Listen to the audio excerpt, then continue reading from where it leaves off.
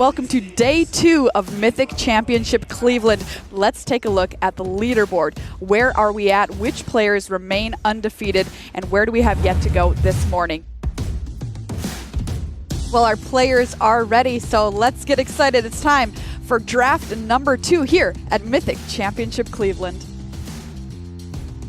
Let's take a look at the table. Let's kind of set the table here, Simon, as we look at our main feature drafter right in the center there, Reed Duke. Oh, he's got his Sphinx of Foresight right in the front of the pack here. A beautiful pickup. Yeah, he took Terramander out of that pack. It is a card that goes well in the strategy that he's looking at. Okay, there's something. It's a Law Mage's Binding. Wow, look at that. Sphinx of New Prov and a Senate Courier. Oh, another Sphinx of New Prov. Okay. That's good. Yeah, I think that this hasn't gone as smoothly as possible, but that Reed's still in a very reasonable position coming into this third pack. Oh, he got another Sphinx of New Prov. All right, so let's take a look at what he opens up here. And ooh, how about a Planeswalker, Paul? All right, Combine Guild Mage to go with that applied Biomancy. And you mentioned Bant, an option. All right, so he's going to take Ill-Gotten Inheritance here. Wow, that is very, very surprising. Okay, well, so he's shifting between Orzhov and Simic. Okay, let's see what he gets here in pack number 2. Wow, he starts off with the Guildgate instead, so really valuing being able to actually cast a Dovin. Ministrant of Obligation is the pick here for Michael. All right, Honda. so I think we have a direction here. I think it's going to be pretty hard to come away from that. You know, I think he ended up with an okay deck. You know, you're always going to have your enough playables, but I think this is probably going to be one of the weaker decks at the table.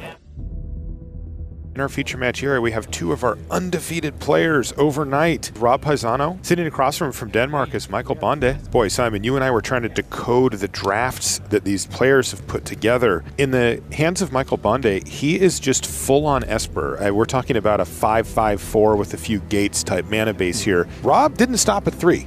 No. He went all the way to 4.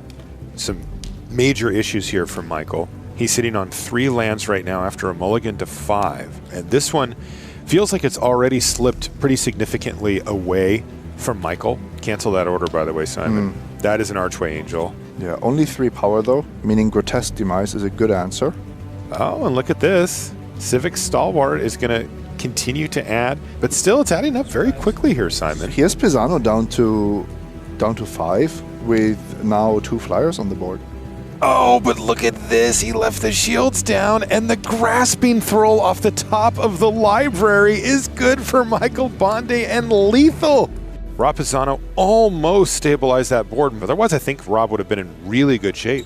Not perfect here for Rob Pisano. You know, using a 5-mana removal spell, and look at this. Rob Pisano, bricks. He can't do anything. What does he have? Well, he has one of his get the points, and he's forced to fire it off on a token. And down at 4 life here for Rob Pisano, he just has to extend the hand because he was going to die to the board as it sat. And it is time for round 2 of draft 2 here on day 2. On the left-hand side of your screen, that's Michael Bonde from Denmark. Sitting across from Michael is Autumn Burchett from England. Autumn's going to kick things off with a 1-drop and a 1 and a 2. You know, there is an aggressive build for Orzhov, Imperious Oligarch. And once again, the hits keep coming here for Bonde. A missed land drop and another pretty mediocre card. You can see the low-end part of Michael's deck is not particularly impressive. No 4th mana, no access to black. And they're going to go ahead and attack with everything, it looks like. This is extremely close, and we are going to need to see multiple spells here from Michael. He is currently facing lethal. So the question is, does Autumn play around Summary Judgment at this point? And the answer is no, and they're correct. Michael Bonde is going to scoop up his permanents, and that is game 1. And we're underway here in game number 2. Michael finds himself down a game. Let's see what Autumn has as far as the curve goes. Well, it's okay. No 1-drop on turn 1. Turn 2, 2-drop, and then a Panther. But once again, Michael's mana base looks like it may be catching up to him. No white mana to be seen thus far. Ooh, this is bad news, though, for Michael Bonde.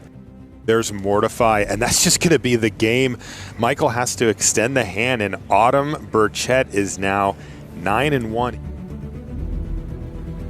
Mud user on Sultai mid-range, going down at the hand of Arclight Phoenix. A bit of a blast from the past here from Scott Vargas, as we discussed. Yeah, Martin really wants to be able to kill this Electromancer if possible. Well, Scott Vargas luckily has another trick up his sleeve with a second copy of Goblin Electromancer. No third land, however. Oh, wow. No, he actually drew a radical idea. So, Okay. you know, he does need to string together some lands. And if he doesn't find one, I imagine he's going to jumpstart the radical idea here. Yes, indeed. That's what we see there. And Cast does from he the graveyard. Find a third land. I don't think he's got one here, Paul. This is Scott Vargas in dire straits who finds the Okay, island. there it is. Okay, all right. Now, Luis has one unknown card. Oh, yeah. Got it. You got to risk it to get the biscuit, and it looks like that biscuit is going to be taken from the cupboard, put on the battlefield, and a pirate is going to jump out of it, ready to rumble. Vraska, Relic Seeker arrives here, and this one could be over. Blink and you'll miss it magic here with Martin User firing on all cylinders. And Scott Vargas, he's got to do something real special to get himself out of this one. Just mono lands here for User. Is that all he's got? Oh, no. Yeah, if he's just on lands, Oh, no. then Luis can turn this around. Radical idea. That was a big draw. Great draw here for Scott Vargas, especially if he's going to be able to look beat an at Arc like this. Phoenix. Yes, indeed. Here it is. Tormenting Voice now for 1 mana. Scott Vargas with 2 freshies off the top. And Luis Scott Vargas is delivering a masterclass here, ladies and gentlemen, in why you just stick it out. It doesn't matter how bad it looks. You can turn things around if the chips fall your way. And right now, Martin User, nothing on the battlefield other than a soon-to-be dead Vraska. Whoa, is this a crisis? No, a Hydroid Crisis off the top here for Martin User. That might turn Oh, things my. around, ladies and gentlemen. An 8/8 Flampler coming down here. Scott Vargas, though, with a neat answer in the form of Beacon Bolt and a Lava Coil to clear the way. Arclight Phoenix comes in again. Look at this, 3/6. I have lost count. It's an attack for a lot, Paul. Martin needs two removal spells for the Phoenixes. And he doesn't have them, and as a result, the game and indeed the match goes the way of Luis Scott Vargas, improving to 9-3.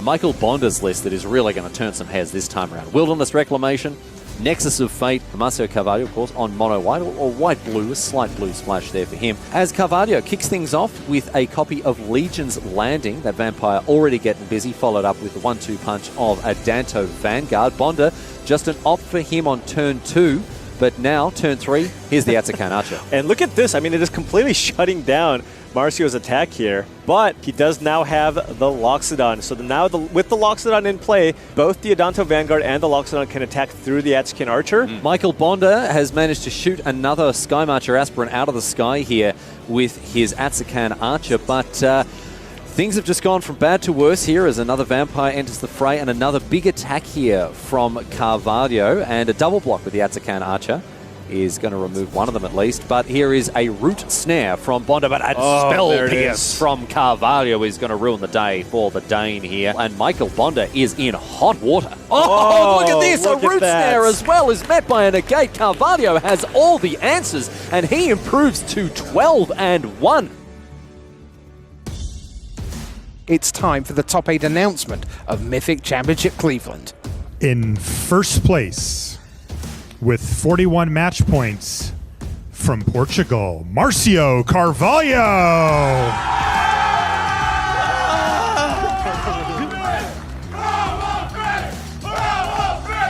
In second place, with 40 match points from the United States, Reed Duke.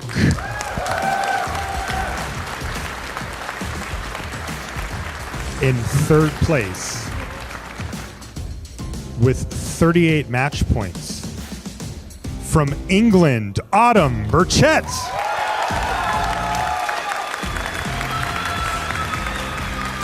That brings us to fourth place with 37 match points from Japan, Yoshihiko Ikawa.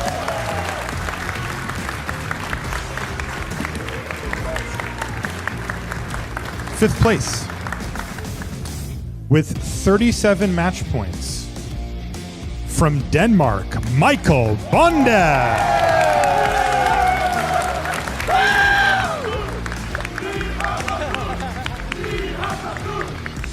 In sixth place with 37 match points from France, Julien Berthaud.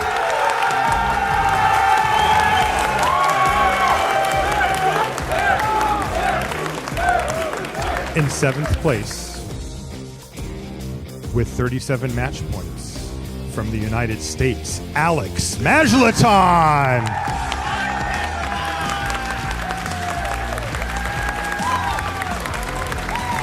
In 8th place with 37 match points. From the United States, Luis Scott Vargas.